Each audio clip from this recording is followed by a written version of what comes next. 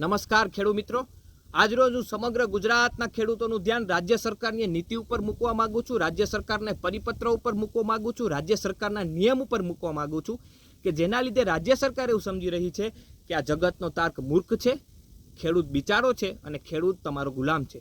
હું આ પરિપત્ર આપ સૌની સમક્ષ મૂકવા માંગુ છું। આ પરિપત્ર ઓક્ટોબર 2024માં કપાસના પાકના નુકસાન જે થયું એ નુકસાનને આધારે જે કૃષિ રાહત પેકેજની જાહેરાત કરવામાં આવી હતી એ કૃષિ રાહત પેકેજનો પરિપત્ર છે।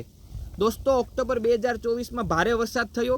એ ભારે વરસાદને લીધે જે જિલ્લાઓમાં કપાસનું વાવેતર હતું એ કપાસના પાકને બહોળું નુકસાન થયું। એટલે રાજ્ય સરકારે કુલ 6 જિલ્લા આઈડેન્ટિફાઈ કર્યા હતા: છોટાઉદેપુર, અમરેલી, જામનગર, ભાવનગર, સુરેન્દ્રનગર અને રાજકોટ।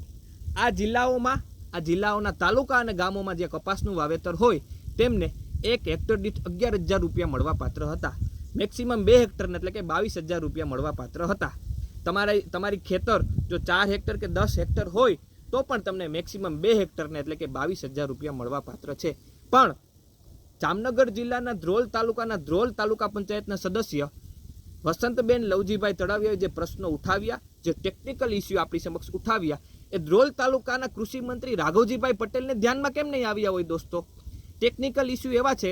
કારણ નંબર 1, જો તમારા ખેતરમાં કપાસનું વાવેતર હોય પણ તમારા ગામ નમૂના નંબરમાં સેટેલાઇટ મેપિંગ અને ટેકનિકાલિટીને લીધે જો ત્યાં મગફળીનો ઉલ્લેખ હોય તો તમને આ સહાય મળવા પાત્ર નથી।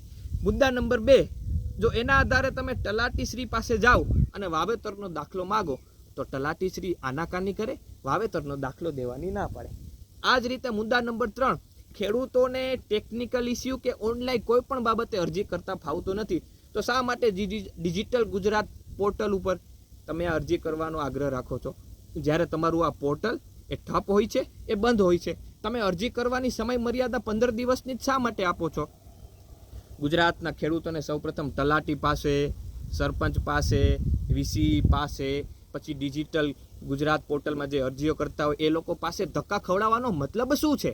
જો તમારે સહાય આપવી હોય જગતના તાતને તો ડાયરેક્ટ બેનિફિટ ટ્રાન્સફરથી એના ખાતામાં આપો। એ રીતે ટેકનિકલ ઇસ્યુ દ્વારા આ ખેડૂતોને હેરાન કરવામાં આવી રહ્યા છે। આ સરકાર ખેડૂતોને ગુલામ સમજી રહી છે અને આ સરકાર ખેડૂતોને બિચારા સમજી રહી છે।